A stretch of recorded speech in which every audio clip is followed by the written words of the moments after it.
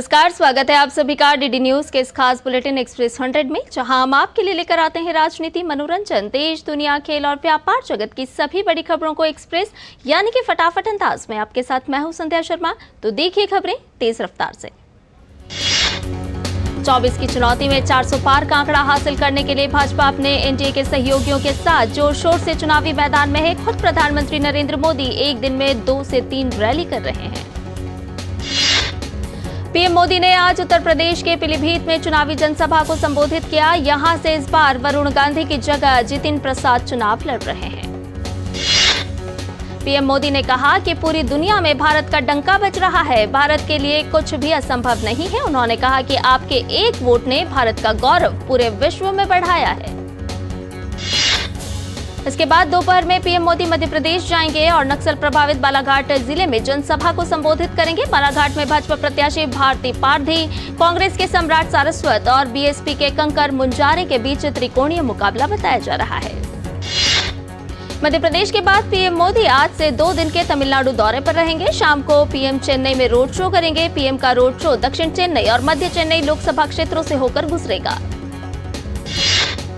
वरिष्ठ भाजपा नेता और केंद्रीय गृह मंत्री अमित शाह आज असम के चुनावी दौरे पर रहेंगे। अमित शाह असम के लखीमपुर संसदीय क्षेत्र के चुकुली भोरिया इलाके में एक सार्वजनिक सभा को संबोधित करेंगे।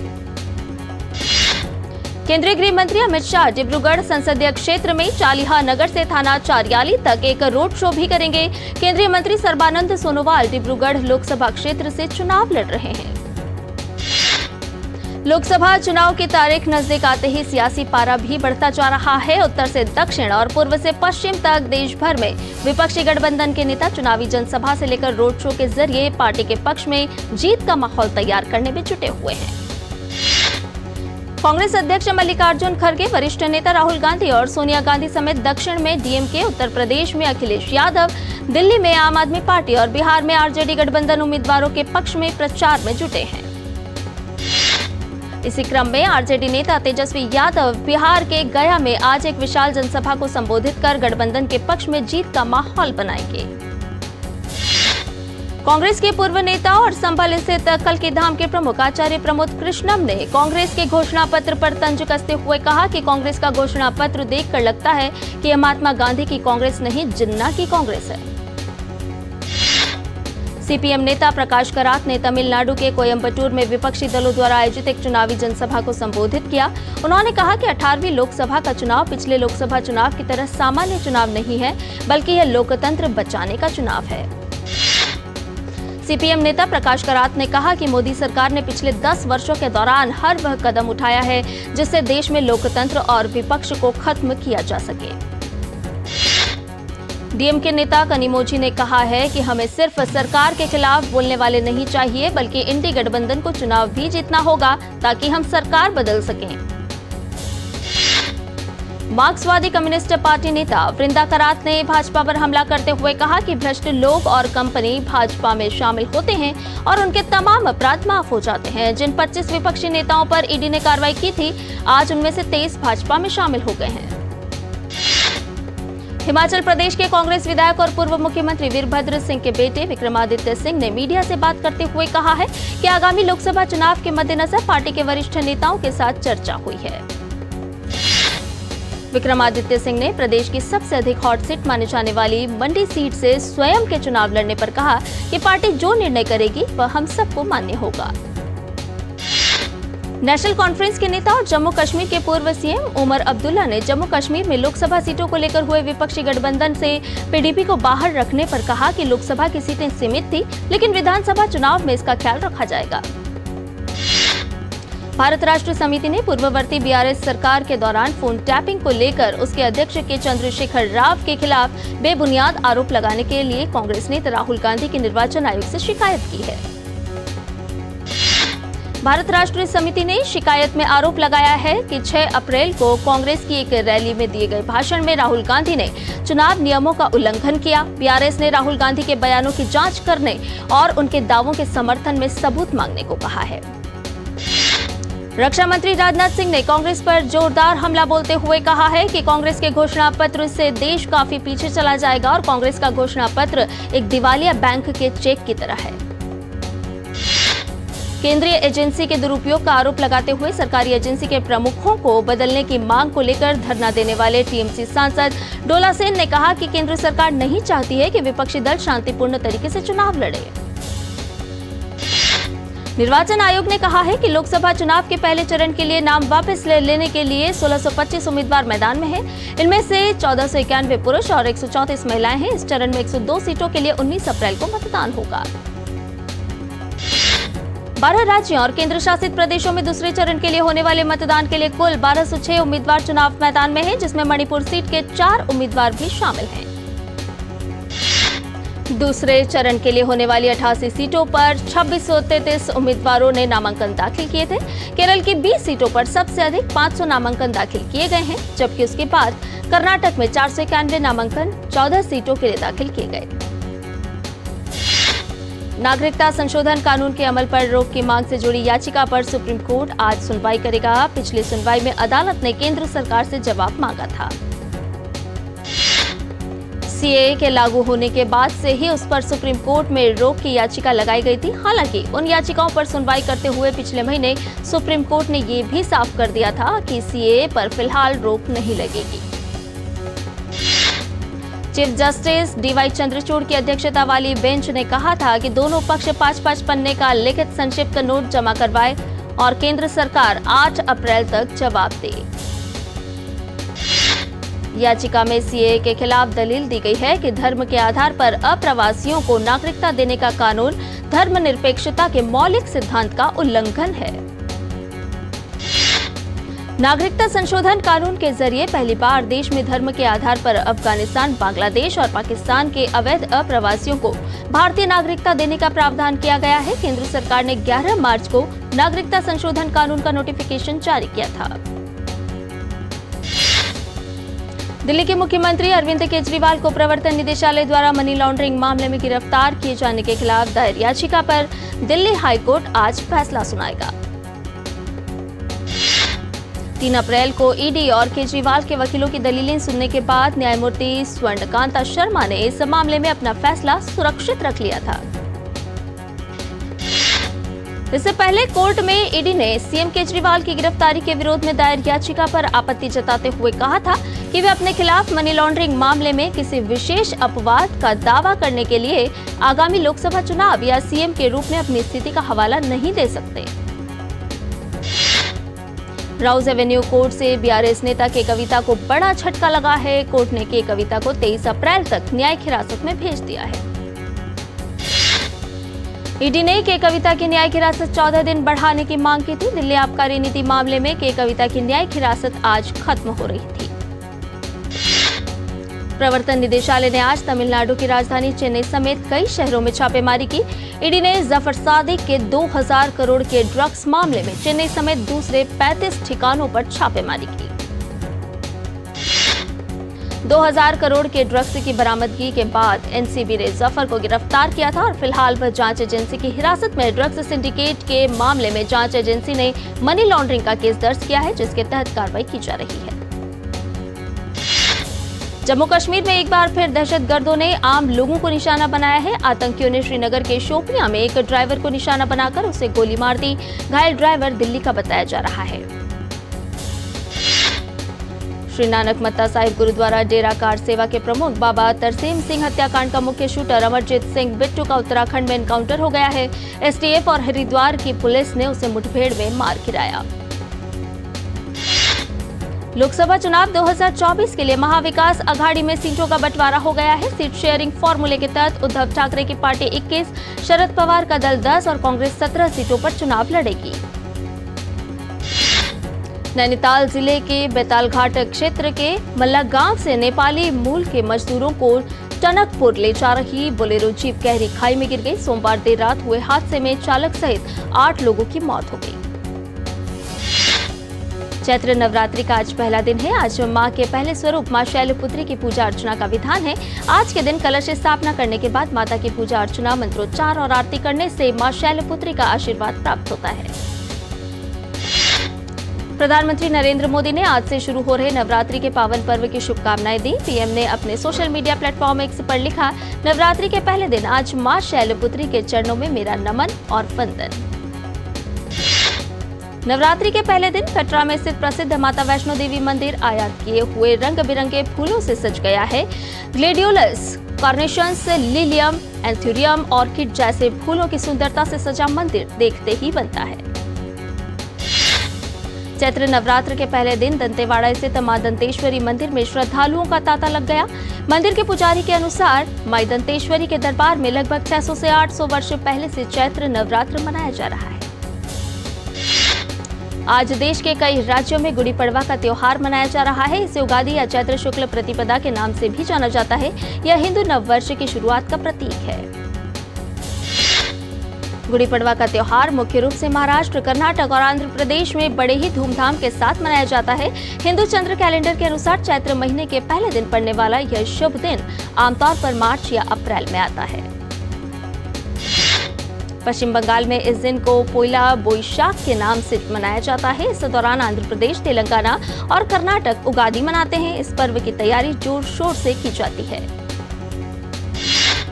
प्रधानमंत्री नरेंद्र मोदी ने देशवासियों को नव संवत्सर की शुभकामनाएं दी हैं। अपने सोशल मीडिया प्लेटफॉर्म पर पीएम ने लिखा, देश भर के मेरे परिवारजनों को नव संवत्सर की बहुत बहुत बधाई। ईद के चांद को लेकर ईदगाह इमाम मौलाना खालिद रशीद फिरंगी महली ने एक वीडियो जारी कर कहा कि अगर आज चांद नजर आता है तो ईद उल फितर कल 10 अप्रैल को मनाई जाएगी, नहीं तो 11 अप्रैल को पूरे देश में ईद उल फितर मनाई जाएगी। अदानी टोटल गैस की सहायक कंपनी अदानी टोटल एनर्जीज ई मोबिलिटी लिमिटेड ने भारत में ईवी चार्जिंग बुनियादी ढांचे को मजबूत करने के लिए एमजी मोटर इंडिया के साथ एक एमओयू साइन किया है। अदानी समूह रिन्यूएबल एनर्जी पर काफी फोकस कर रहा है। अडानी ग्रीन एनर्जी अगले 5 सालों में गुजरात के कच्छ में अपना खावड़ा नवीकरणीय ऊर्जा परियोजना स्थल पर 1.5 लाख करोड़ रुपए का निवेश करेगी। देश में दूरसंचार ग्राहकों की संख्या फरवरी में पिछले महीने की तुलना में 0.38% बढ़कर 119.7 करोड़ हो गई। दूरसंचार नियामक ट्राई ने यह आंकड़ा जारी किया है। बाजार में तेजी के साथ भारत का मार्केट कैप पहली बार 400 लाख करोड़ रुपए के पार पहुंच गया है। भारत ने पैसेंजर वाहन बिक्री में वित्त वर्ष 2024 में नया रिकॉर्ड बनाया है। इस साल यात्री वाहनों की ऑल टाइम हाई सेल दर्ज की गई है। भारत में तेजी से बढ़ रहा मोबाइल वॉलेट पेमेंट 2028 तक पार कर जाएगा 531 लाख करोड़ रुपए का आंकड़ा। भारतीय रिजर्व बैंक ने कहा कि वह जल्द ही यूनाइटेड पेमेंट इंटरफेस के माध्यम से बैंकों में नकद जमा करने की सुविधा प्रदान करेगा, जो परंपरागत रूप से पीयर टू पीयर लेनदेन, बिल पेमेंट, मर्चेंट लेनदेन और अन्य डिजिटल पेमेंट के लिए एक लोकप्रिय तरीका रहा है। जेएसडब्ल्यू स्टील ने वित्त वर्ष 2023-24 में 2.63 करोड़ टन कच्चे इस्पात का रिकॉर्ड उत्पादन किया, जो सालाना आधार पर 9% की वृद्धि को दर्शाता है। पिछले साल मार्च की तुलना में इस साल मार्च में भारत में ईंधन की खपत 0.6% कम हो गई। 2024 वित्तीय वर्ष अप्रैल 2023 से मार्च 2024 में ईंधन की खपत में पिछले वित्तीय साल की तुलना में लगभग 5% की वृद्धि हुई है।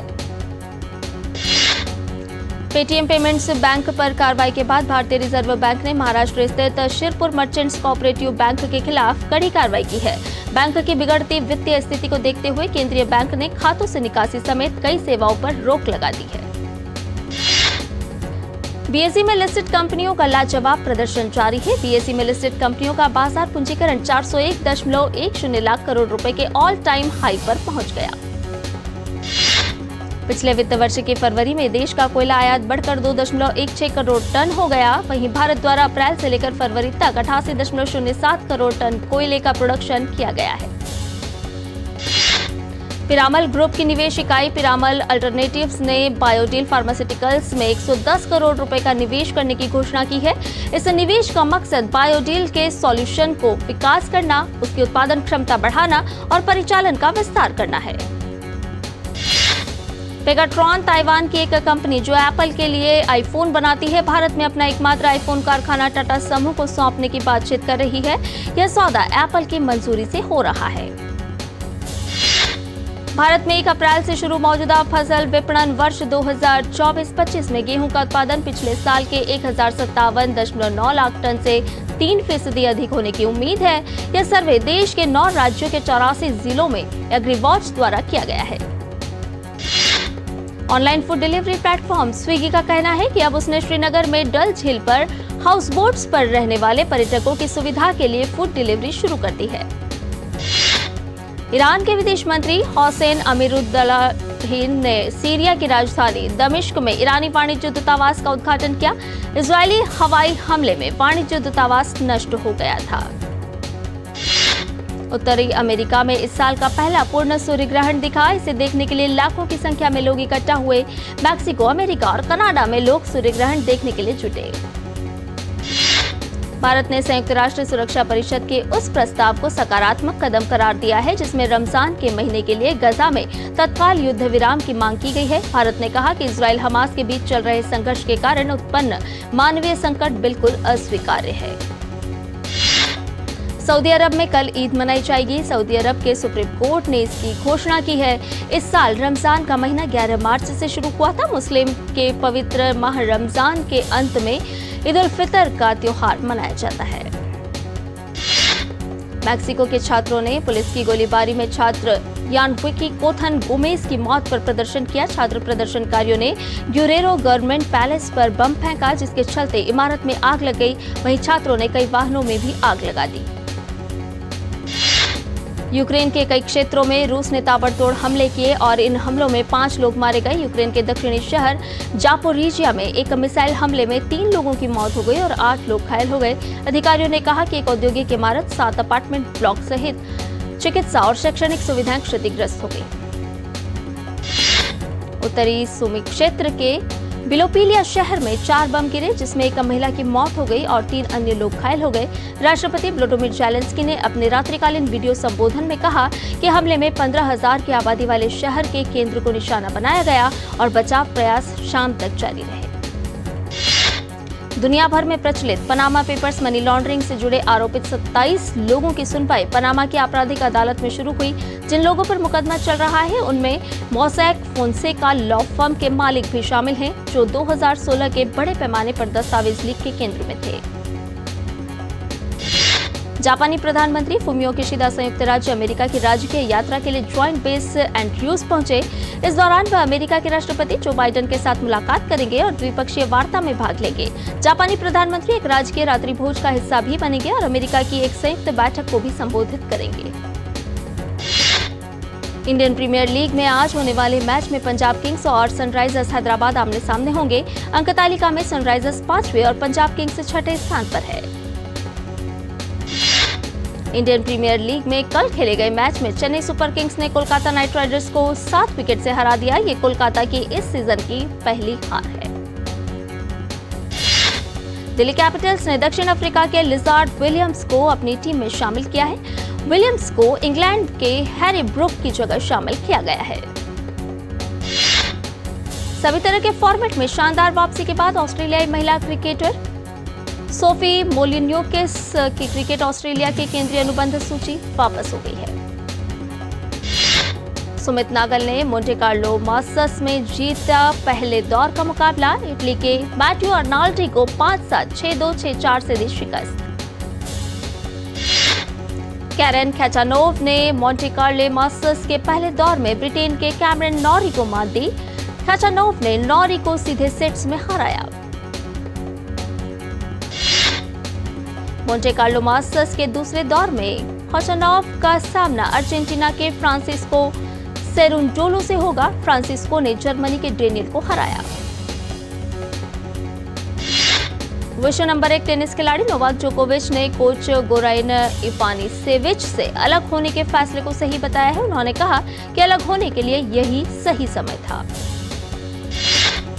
UEFA champions league quarter final के पहले लेग में बायर्न म्यूनिख और आर्सेनल आमने सामने होंगी। यह मैच आर्सेनल के घरेलू मैदान पर खेला जाएगा। बायर्न ने 9 बार चैंपियंस लीग जीती है जबकि आर्सेनल सिर्फ 1 बार ही फाइनल तक पहुंची है। आर्सेनल की टीम अच्छे फॉर्म में चल रही है और अपनी फॉर्म बरकरार रखने की कोशिश करेगी। आर्सेनल के मैनेजर मिकेल अर्टेटा ने कहा कि बायर्न के खिलाफ होने वाले चैंपियंस लीग क्वार्टर फाइनल में उनकी टीम को हैरी केन से सावधान रहना होगा। आर्सेनल के खिलाफ हैरी केन का प्रदर्शन काफी अच्छा रहा है। बायर्न म्यूनिख के कोच थॉमस टुकल का मानना है कि उनकी टीम को चैंपियंस लीग में खेलने का काफी अनुभव है, जो आर्सेनल के खिलाफ क्वार्टर फाइनल में उनके काम आएगा। चैंपियंस लीग क्वार्टर फाइनल के पहले लेग में आज डिफेंडिंग चैंपियंस मैनचेस्टर सिटी का सामना 14 बार के चैंपियन रियल मैड्रिड से होगा। पहले लेग का मैच मैड्रिड में खेला जाएगा। चैंपियंस लीग के पिछले सीजन में मैन सिटी ने रियल मैड्रिड को सेमीफाइनल में हराया था। वहीं 2022 में रियल मैड्रिड ने सिटी को सेमीफाइनल में मात दी थी। मैन सिटी के मैनेजर पेप ग्वार्डियोला का कहना है कि उनकी टीम को रियल मैड्रिड के खिलाफ पिछले सीजन की तरह आसान जीत की उम्मीद नहीं रखनी चाहिए। करीना कपूर खान, तब्बू और Kriti Sanon starrer film Crew 100 crore के क्लब में कर गई है एंट्री। फिल्म पुष्पा 2 का टीजर शेयर कर दिया गया है। टीजर में पुष्पराज श्रीवल्ली का बहुत ही हटके और दमदार अंदाज दिखा। राजकुमार राव अपनी आने वाली फिल्म श्रीकांत का फैंस को बेसब्री से इंतजार है। फिल्म 10 मई को सिनेमाघरों में होगी रिलीज।